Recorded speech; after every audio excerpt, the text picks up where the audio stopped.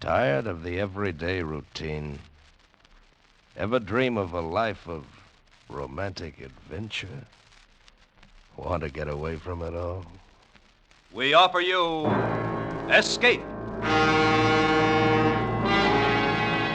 Escape, designed to free you from the four walls of today for a half hour of high adventure. Tonight, we escape to a small ship off the coast of Borneo, and an exciting tale of murderous greed, as Floyd A. Nelson tells it in his strange story, Seeds of Greed.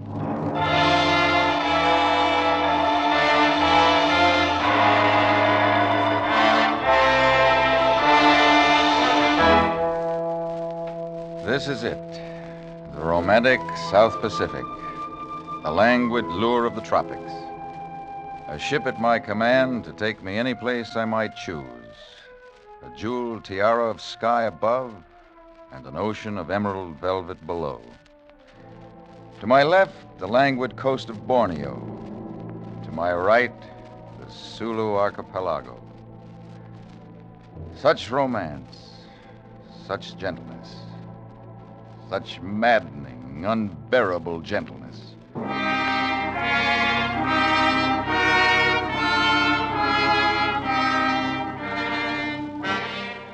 Not long ago, I was a carefree little monument to failure, reaping the rewards of my college education in the atmosphere a hitch in the Navy had taught me to love and live. The waterfront. Maybe it's the atmosphere, maybe it's the people you meet, or maybe it's the margin you can make on the exchange of drinks with guys in port fat with sea pay. Take this guy Lee, for instance. An Oriental little guy whose correct English told you it was adopted. I had him figured wrong from the beginning. Mr. Braun? Mr. Kenneth Braun? Yeah, that's right. My name is Lee. Lee Tse Tung, if you prefer. I don't. May I join you? Sure, Lee. Pull up a buck for a couple of drinks and sit down. Certainly. Here. Al, same thing here. Okay. What's yours, Lee? Nothing, thank you. I do not indulge. Oh, okay. Thanks, Al. Sure thing. Well, Lee, I've got the bait. Set your hook. What's on your mind? You were pointed out to me as a man who knows boats, Just like the Navy. and also as a man who might be induced to gamble. Well, I can't contradict. But if you will pardon me, as a man who is more than casually devoted to drink. I can take it or leave it. At the moment, my mood says take it. Your health, Lee. Yes, but for that one failing, Mr. Braun, I could offer a very interesting and profitable proposal. Mr. Lee, it is considered very poor taste in the Occident to proffer drinks with strings attached. A good day, sir. Oh, no, one moment, please. Forgive me. I was going to add a failing which we could overlook if it were to be controlled for a short time. I said I could take it or leave it. I am in the pearl business. Do you know anything about pearls, Braun? Yeah. An oyster gets a hold of a bad grain of sand, and he or she or it gets an ulcer. Bingo, a pearl. Perhaps we should take this up at another time.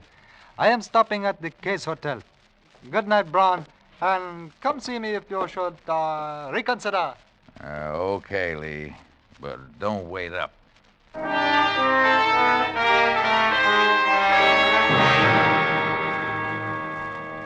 I hate the warm feeling of elegance that takes me over after the fifth drink. I hate myself. I hate morning. Worst of all, I hate waking up without a little hair of the dog and not a nickel in the poke to supply it. Out of the fog of remorse came a stolid little Oriental face. Yeah, there's a generous soul. Pearls, he said. Well, that should be a nice, substantial little proposition. Yeah. Maybe I am ready to talk business. Braun, I did not expect to see you. Come in. Oh, this is a pleasant surprise. Yeah. You mentioned something about a business proposal. Yes, I did. Hotel rooms depress me, Lee. Could we go down to the bar and talk it over? Oh, certainly, Brown, if you prefer. I prefer.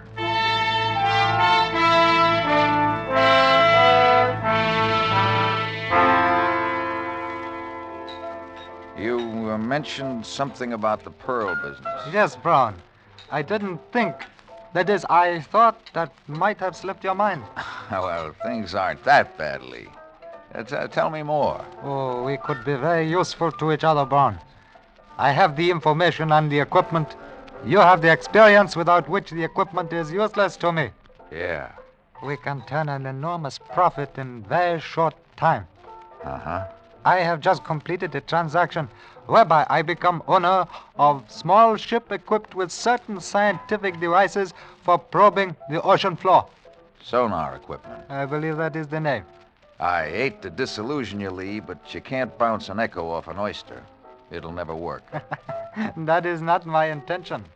Well, then how does sonar equipment fit into the pearl business? These pearls, a great fortune in pearls, are all in one package.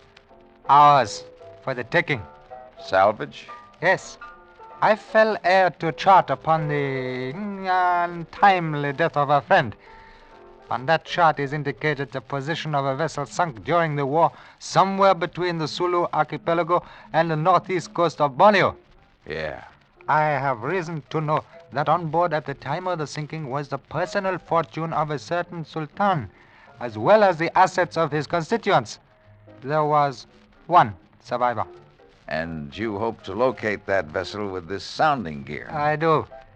Well, what about getting the stuff up after it's located? I also have diving equipment. And you want somebody who knows how to operate the gear? Precisely. What's your deal? I am prepared to offer you 1/4 of any treasure we may locate. For that consideration, I could offer about 1/2 of what I know about your equipment. I don't understand. For a 50-50 share of any loot, I could offer 100% cooperation. Oh, I see. Braun, you're shrewd. It surprises me you are not more prosperous. All right. 50-50, as you say. All right, you've got yourself a boy. To you, partner. Now, one for the road, and we'll go look at your ship. Okay, partner? Okay, partner.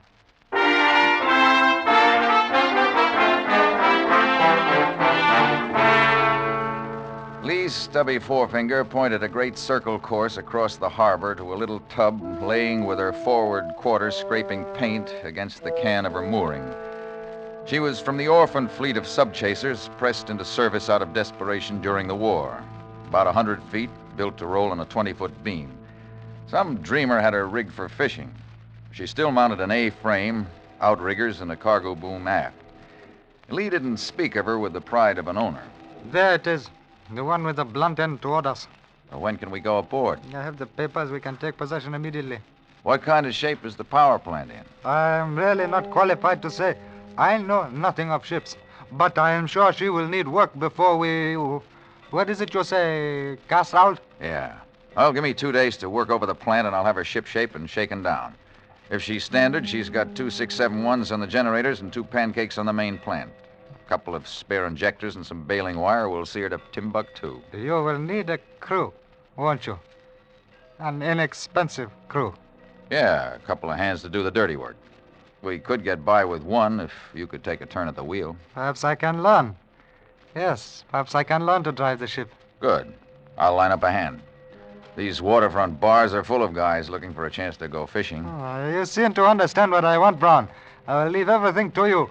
You may reach me at my hotel. Okay. The next time you see her, she'll be overhauled, provisioned, and manned. So long, Lee. See you in 48 hours.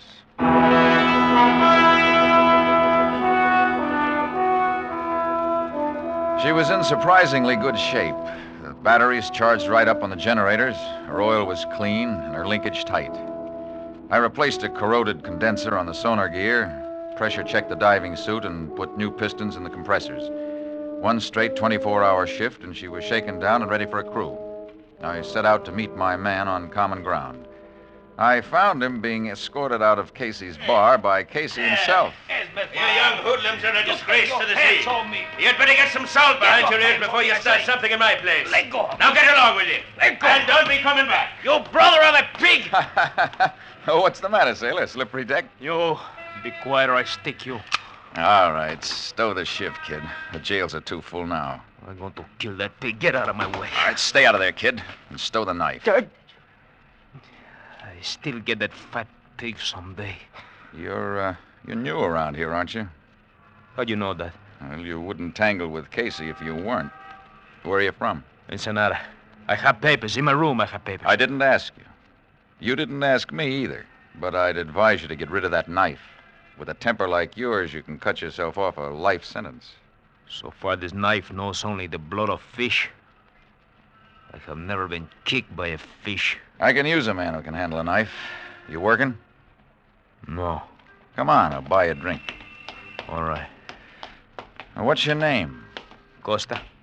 Antonio Guillermo de la Costa. Okay, Tony.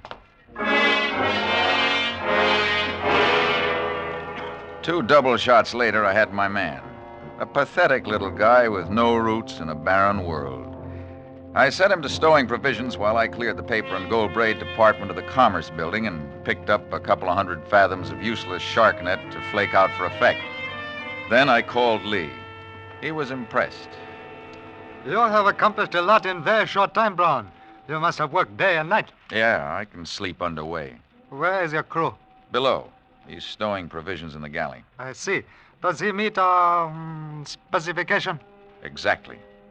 Good back with not too much above it, except a nasty temper. Good. He thinks he's going fishing here. That explain these nets? Partly, Lee. Also, there's an unwritten law of the sea that gives fishing craft a wide berth. Clever, Brown. Very clever. Practical. Is everything in first-class condition? Everything. The diving gear is tight, and the sonar readings check right on the nose with the charts. Then we are ready to cast off. Anytime. Then let us go. Head her out west-southwest, Brown. Right into the sun. Right into the sun.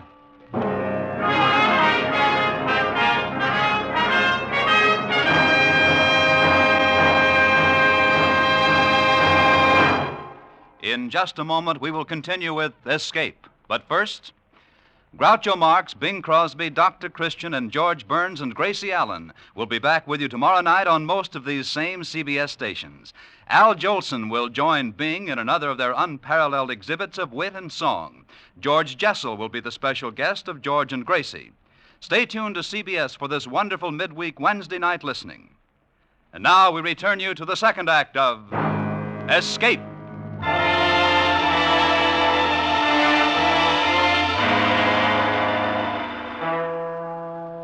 3 weeks at sea taught me a lot about my friend Lee. His switch from landlubber to competent mariner was too fast to be convincing. Something about the whole setup spoiled the taste of my whiskey. The only way it figured was that he really did need me to operate the gear. Beyond that, the picture changed. From the first day out, he showed too much interest in the sonar equipment. Brown, I think it might be prudent if you were to teach me the operation of this instrument. Is it very difficult, just their operation? Oh, it's something anyone can pick up in 5 or 6 months of full-time instruction. Surely not to learn just the operation of it. Well, it's not only complicated, Lee, but delicate. I think we'd be wise to keep it secured until we need it. Perhaps. Yes, perhaps. It won't be very long, Brown. When are you going to break out the charts with the position of the stuff? In due time, Brown. Well, I'll need it when we start taking soundings. Then you shall have it. It wouldn't be prudent to surrender a chart that I have been forced to defend with my very life, would it, Brown? I get your point. I might add, Brown, that the chart alone is useless to anyone but me. The exact position is not indicated. I took the precaution of committing it to memory, lest the chart should be misplaced. The only value of the chart is that it indicates sounding lines. That makes your position clear enough. What about Costa? Do you think he might be dangerous when he finds out what we're really after? For a man to be dangerous, he must first be intelligent. Costa is ignorant, he will stay ignorant. Sooner or later, he's going to get wise. Fortunately, Costa is not equipped to get wise, as you say. He is happy in ignorance. We will not expose him to the curse of greed. What's your plan? To turn the wheel of fortune to my own needs. We must be practical, Brown. A person such as Costa leaves little impression on the world. He will never be missed if he were to disappear. Fate will save him from the curse of greed.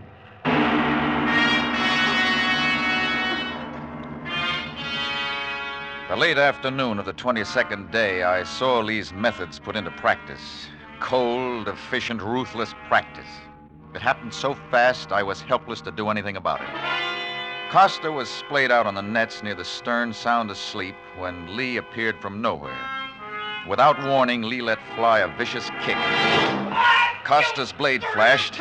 Lee stood motionless until Costa closed. Then Lee grabbed Costa's knife hand and whirled, twisting Costa's arm into a lever and using the momentum of his rush, tossed him effortlessly over the rail to disappear in the swirling wake.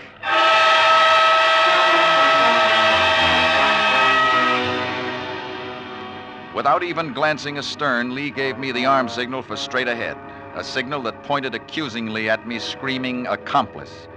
His face was still frozen in trance-like serenity when he appeared on the bridge. It is now you and I, Brown. Yeah. These things are distasteful, but on the other hand, Brown, life itself can be distasteful. Oh, wasn't there some other way to handle it? Couldn't we have put him off somewhere in the islands? Your whole life in too high esteem, Brown. We could have put him off at some island, but then, Brown, we would have had to wonder about his welfare. Now his troubles are over. He has peace. He no longer has to struggle, as you and I. He didn't have much chance to struggle, did he, Lee? He was not one to struggle intelligently, Brown. Struggling, not directed by intelligence, can destroy. Where does strength, muscle fit into your theory? If you will pardon a personal reference, Brown, I long ago subscribed to the teachings of an Eastern cult which believes that the intellectual neutralizes the physical.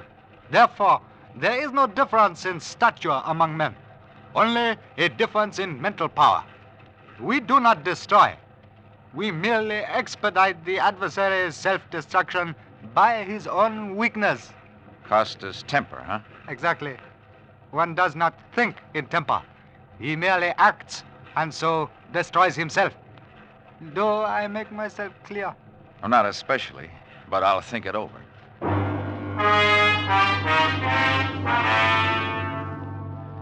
Lee's insidious philosophy began to prey on my mind. I knew I was on the last leg of a one-way trip. I knew he was perfectly competent to take over the ship at any time, but I still felt reasonably safe. It would take 2 men to handle the instruments to locate the pearls, and beyond that, 2 men to get the stuff up. After that, I would worry about my failings and which one Lee would pick to destroy me. I eliminated the big one by tossing my last 2 bottles of whiskey overboard. We were cruising somewhere between the lower Sulu archipelago and the northeast corner of Borneo when Lee broke out a dog-eared chart of Dutch origin. Cut it back, Brown. Now, somewhere within the radius of this circle, our fortune waits to be taken. Now, let's see. The charts indicate a sandy bottom, and that's good. The currents go southwest. She falls off to deeper water to the south. I understand the charts, Brown. Start the soundings, man. Okay, I'll start here at the 60-fathom line and work toward shallower water. You stand at the bow with a smoke flare. If I pick up anything, heave a flare over to mark it, okay? I prefer to stay on the bridge with you, Brown. Yeah, that way we can watch the instruments and each other. Okay, partner. I worked each depth line half a mile from the point Lee established as center, staying parallel to the soundings indicated on the chart. 3 times over the area showed nothing but a uniform bottom. Then I took a new tack. I set the wheel in a tight circle and secured it with a lanyard. I figured the current and the torque of the shaft would take us far enough off-center on each spiral that we wouldn't miss anything big enough to register. I was beginning to think in circles when the scope showed a fast drop and then wavered erratically. Lee must have read it in my face. It showed something, didn't it? We have found something, haven't we, Brown? Maybe. What are you going to do? Back it down and check it. Oh, no. No.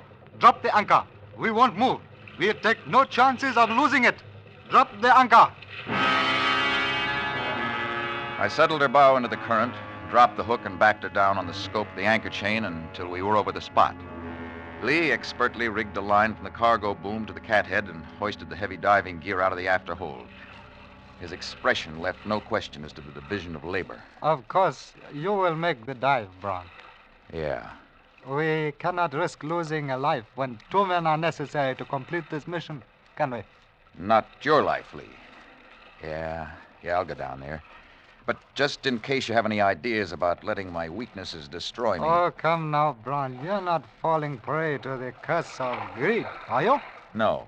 And I don't intend to fall prey to anything if I can help it. You don't have faith in me. That's right. But you must have faith in me. We must work together. Until we locate the stuff and get it up. After that, Lee, only one man is necessary.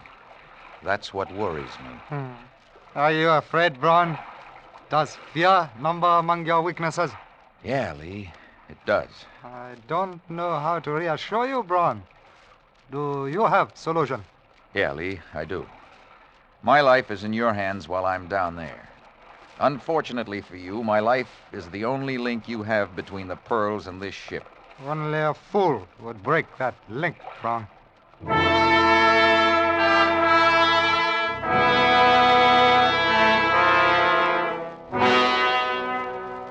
Lee's words echoed in my helmet as I felt myself being lowered from a sheave at the end of the cargo boom. Only a fool. I knew that I was pitted against a ruthless maniac, that finding the pearls meant that one of us would die. Yet some power greater than reason forced me on, a power I recognized as greed. My weighted feet settled on bottom. My headlight sent a glaring shaft through the murk, serving only to blind me. Then my eyes adapted. Strange shapes darted in and out of the beam, splashing big shadows. I pivoted slowly, straining my eyes to the burning point. Suddenly, the beam stopped short and reflected upward in a blinding glare. There she lay, a slimy hulk stern down in the sand, her stack and superstructure eroded away, and her plates hanging scab-like from her frames. A death ship washed clean by gentle currents. I headed for the quarterdeck and leaned on the crumbling vestiges of the hatch. It fell away. My light picked up a single object. There it lay, its corners worn round from shifting against the bulkheads. A teakwood chest. Brass bindings radiated from its single big hinge like the fingers of a giant hand. I felt a wave of desire grow into a surge of greed and resolve itself into an overpowering lust. I bent a line onto the chest and signaled Lee to haul me up. I felt as though I was threading my life away as I paid out the line that would link the treasure with the surface, knowing that only Lee's ignorance of what the other end held ensured my shedding the heavy diving suit safe on deck. That would put us on even footing. I lost the fear of Lee's methods and thought of my own. Methods based on greed that knows no compromise. Methods of killing to keep. Then my fears passed. He couldn't kill me until the chest was on deck. Lee was like a man waiting for sentence when I climbed out of the diving suit. Well, it's there. describe it. Describe the chest. Solid wood bound in brass. Is that all? Brass hinges, like a hand. That is it, Brown. The hand of Muhammad. My reward at last. The hand of Muhammad. You mean our reward? Of course. Our reward. For a brief second, we were two animals standing at bay, eye to eye, appraising, each waiting for the other to move. Then, as one, we saw through the cloud of greed. We still needed each other until the chest was on deck. Lee swung the boom inboard while I reeved the line attached to the chest through the eye of the sheave. He took the running end of the cathead and made a turn, his narrowed eyes fixed on me, waiting for the signal to haul away. His hands turned white, bloodless, as he gripped the line. I gave him the signal to haul in the line. Start it easy, Lee, and take it slow all the way. We'll stop it at the surface to keep the weight off the line. The line threaded through the sheave endlessly as time while I strained to catch the first glimpse of any bulk in the water. Again, I felt the surge of greed I'd experienced below. Unconsciously, I drew my sleeve across my mouth. A dark and distorted mass showed beneath the surface. Slow it down, Lee. She's showing. Slow it down, Lee. Slack off. You'll break your line. Slack off. Lee was out of control. The heavy chest lost the buoyancy of the water. The strand of the line snapped and shot a ragged end up to the block. But it was too late. The chest hit the block and the line snapped, crashing the waterlogged wood against the ragged metal of the topside. Brass fingers of the giant hand opened grotesquely, spewing a shower of tumbling beads over the surface of the water. Oh, you fool! You American fool! There they are, Lee. Look at them float down. Your little white seeds of greed. You will die, you idiot! You felt the pearls at the end of that line, Lee. They were in your greedy little hands and you couldn't let go. You couldn't slack off on the line. You couldn't let go, could you? So the hand of Mohammed sowed the ocean with little seeds of greed. You will pay, Brown. Pay with your life. All right, intelligent one. There are no odds. Pick a weakness and destroy me. Take your choice. Come on. You will die, dog. He came toward me slowly. Then he drew back, right foot poised. I was ready for it, but instead of the kick, his thumb shot out at my eyes, pushing jagged nerve ends right into my brain. Blind instinct told me to swing while I knew where he was. You will die. Not yet, Lee. How do you like that, Lee? Ducked by a blind right fist. And this, how do you like this, Lee? How do you like my thumbs? How do you like 'em mashing into your master throat? You're getting weaker, Lee, weaker. Oh, where's your mental power now, Lee? Gone, is it? Dead? Dead.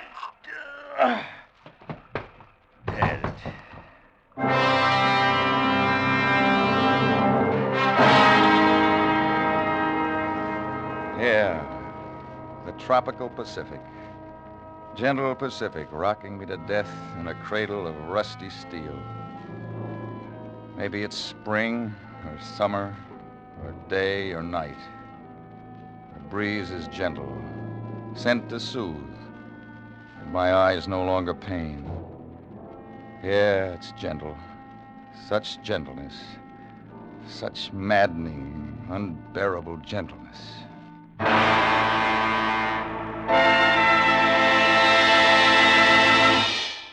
Escape is produced and directed by William N. Robeson.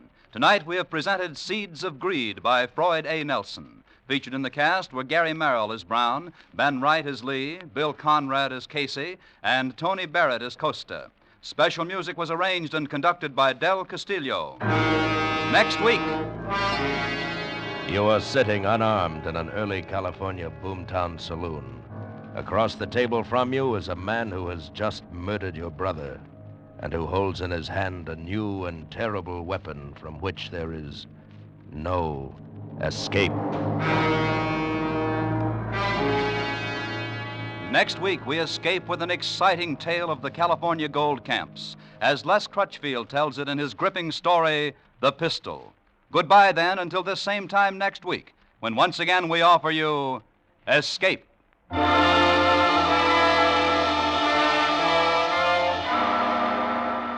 Groucho Marx, and who will quarrel when you label him a very funny fellow, will be back on most of these same CBS stations tomorrow night with his deliriously wonderful quiz show, You Bet Your Life.